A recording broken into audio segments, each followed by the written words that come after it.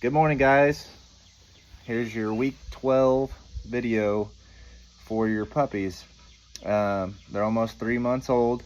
They're starting to get to more of a fun age, more of a asshole stage. That's what I call it. They're starting to get a little mischievous. Their personalities are starting to really blossom, and you're starting to start seeing some more qualities out of them. And I have 4 of the puppies here still, and I really like everything I'm seeing out of these pups. They've been really quiet in their crates for the most part. You know, they still letting them out pretty frequently, letting them have their out time, putting them back up, making sure they're learning their independence. That is super important, that they learn independence, because you do not want a dog that has separation anxiety.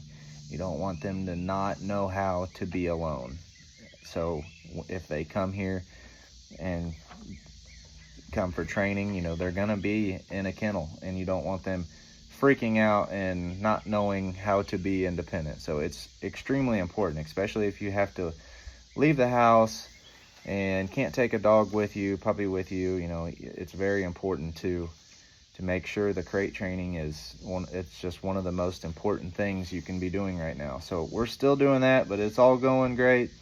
I'm still doing lots of treat training, and I've started incorporating the place command, which, if you're not familiar with the place command, you're basically teaching the dog,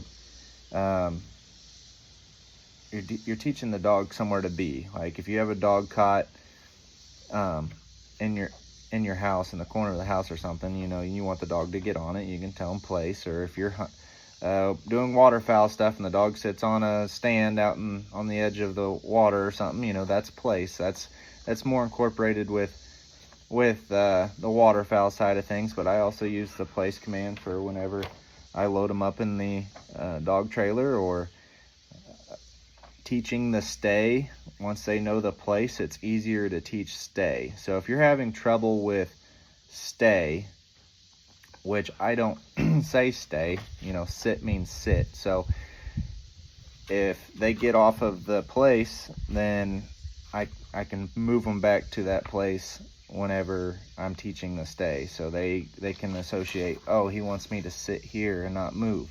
So I've just been using a couple couch cushions off the porch here, and I'll lay them out in the grass, and I'll start hand luring them over to each place mat.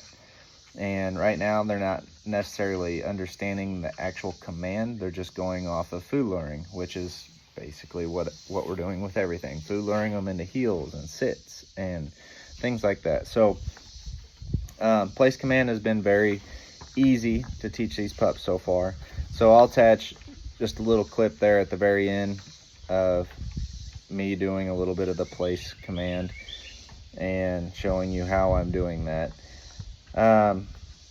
Another thing, you want them to start learning how to be patient over food. That's extremely important. You know, dogs get excited over feeding time and barking and carrying on and going nuts and jumping up and down. You don't want them to knock the food out of your hand. So you can start teaching them to be patient, and it teaches them self-control. So I'll make them sit and wait for their food, you know, hold them by the collar, set the food down. They're going to be trying to squirm out of your hands and whatever, but once they're still, then you say, okay, you know, then they can eat. That is very important. You know, it just helps in the long run as they get older. Whenever you're getting their food out and feeding them, just teaches them self-control over food. It's very important as well. Make sure you're getting your hands on them still while they're eating. Once you dump that food in the bowl, or once you release them to eat, just start petting them. And you can touch them all over, touch down in their food bowls, etc. Make sure you're still doing lots of socializing. I'm sure that bird is loud in this video.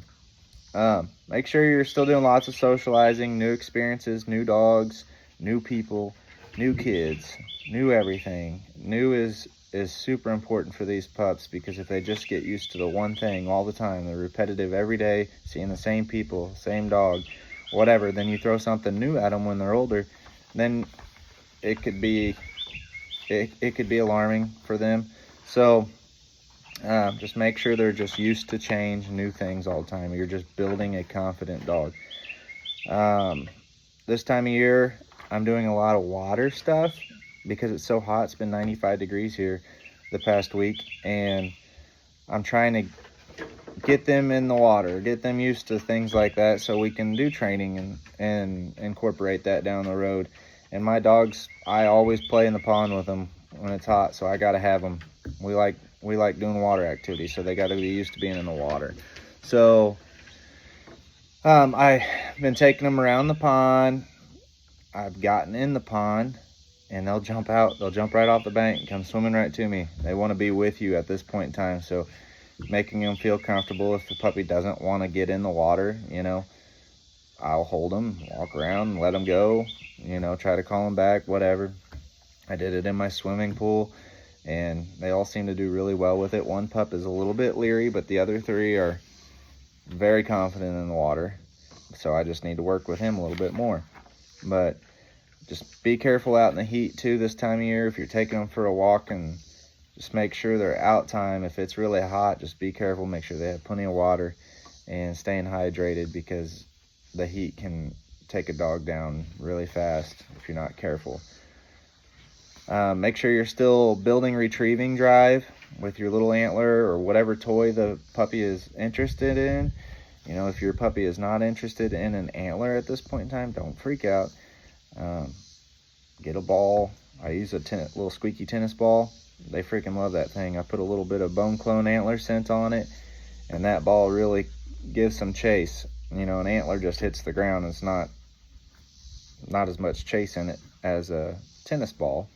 So, I'm just trying to get that chase, that prey drive. I'm trying to ignite that retrieving drive, bring it out of them, and you should be able to start seeing that drive build over the past couple weeks. It should really be growing. And you're going to notice your puppies are probably the most spunky first thing in the morning and late in the evening. That's when mine are anyways, because that's just when we do things because of the heat. So that's whenever I do the retrieving stuff. If I get them out in the middle of the day when it's hot and they're not doing much at that point, I try to toss them a couple or something, and they're not that amped up. That's probably not the ideal time to be doing it, and I know it, so I try not to do it then. But there are times I'm like, man, this puppy's pretty amped up. That's when you want to do it. If you see that puppy's just loaded with energy, get out something to throw for them a couple times. And if they're not bringing it back, try somewhere where you can ensure they bring it back. Give them tunnel vision. That's why I always say, like, a hallway is great for retrieving, because they run down to the end of the hallway, they pick it up, and the only route is back to me. So if they don't go down there and pick it up, if they chase down to the end of it and just look at the Antler and turn around and run back to me, then I'll get something else. I'll try like a stuffed animal or another squeaky toy or something that I think that they will grab, and then I'll get a couple retrieves out of it and then be done with it. So we're going to start teaching the hunt command, just a little bit of the hunt command soon with the Antler. And that's only if your puppies are doing great with the little spike Antler or whatever. We're going to start introducing them to the find it command. So it's just going to be simple. It ain't going to be nothing crazy, but we're going to start instilling that little command in the back of their head. So stay tuned. Here in a couple weeks, I'll be posting a video of how I'm doing that. If your puppy is having some bad habits develop, I've talked to some of you a little bit, and one of the problems addressed was a puppy that's, wanting to bite and jump and be real aggressive, where it's almost like, uh-oh, what's happening? That is normal. You have puppies that just, it's like they get in a mood and you're like, no, stop, and they get more amped up the more you tell them to quit, and they come at your ankles and bite your shorts and bite at the kids' hands and all that stuff. With my experience in that, most of the time is they need a little redirecting. You can make sure you have I always have some dog food in my pockets, so make sure you have some dog food in your pockets. You can kind of snap their train of thought out of that with a little bit of dog food, make them sit, and then reward them for that. Or you can give them a toy if they're in that kind of mood. Get your Antler out, throw that thing. Now if they're jumping on you and jumping up at your hands and everything, trying to bite at you, don't smack them, don't hit them in the face, because you don't want them to be hand shy. But you can knock them down with your knees or boot them back with your leg just a little bit. Don't full-blown field goal kick your dog or nothing, but knock them back, knock them over. They're small enough that your body weight is way more than them, that you can knock them over pretty easy. And after 2 or 3 times of them getting knocked over on their back, then they're going to be like, oh, that's uncomfortable, I don't want to do that anymore. And your dogs aren't going to be hand shy because it's coming from your feet. You know, I don't want to be smacking them in the nose and then I reach down to give them a treat and they duck my hands, you know, because they think that I'm going to pop them. So make sure that if you're giving a correction of them jumping on it, just knock them down with your legs. My kids, their puppies are just prone to being attracted to kids and their little high voices and them running around. I tell my kids not to run from the puppies. Do not run from them. I know it's fun and you think you're faster than them, but they're going to come to a point where they're faster than you and they will catch you and they will bite you. So just don't run from them. And if they're out here, the puppies come running up to them, just knock them down. And then when they come back up to you, pet them, tell them good.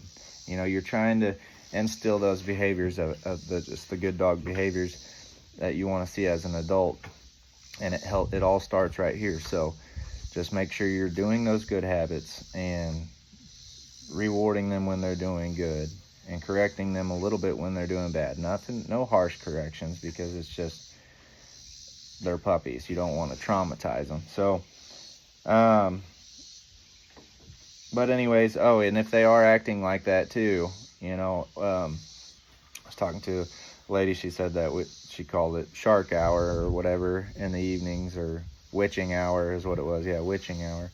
And I told her it could be because they're tired too. You know, they're like toddlers. They get in their little moods and they start getting amped up and just acting absolutely terrible, and it's probably because they're tired. So a lot of times if my redirecting and trying to do things isn't working, I'll go put them in a crate, because they got to learn too that if they act like that, they get put up, you know.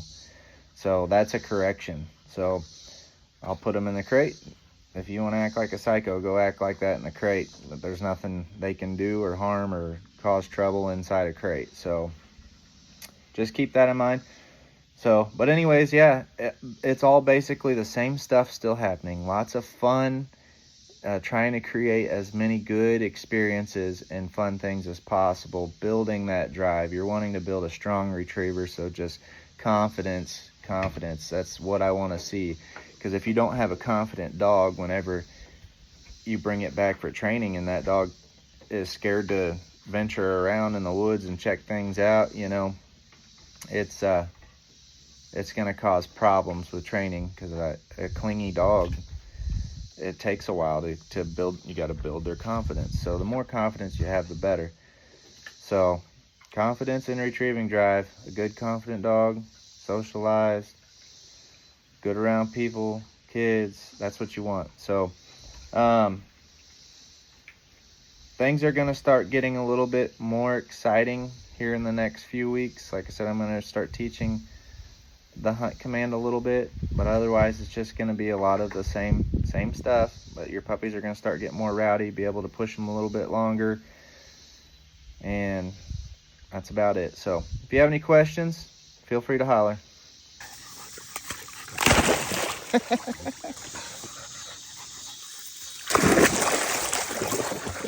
There you go.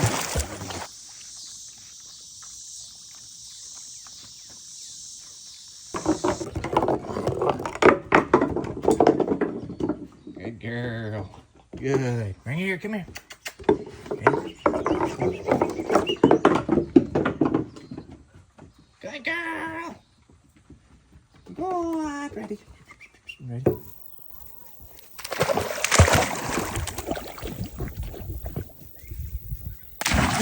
Yes.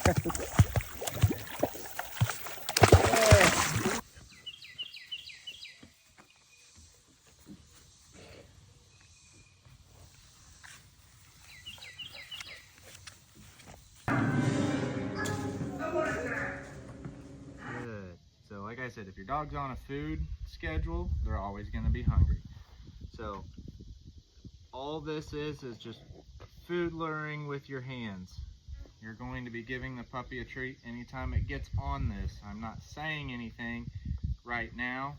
She's just going off of my hands. Good. Make sure you mark it with a good. Good girl. But I can start saying place.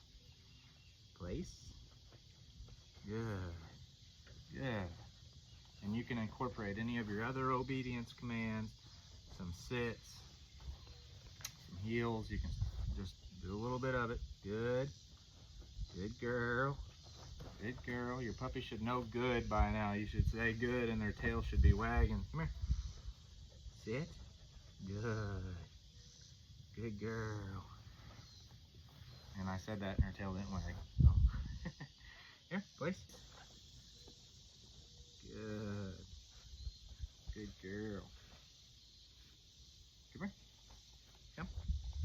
Heel. Heel. Good. Good. Okay. You ready? Ready? Good girl.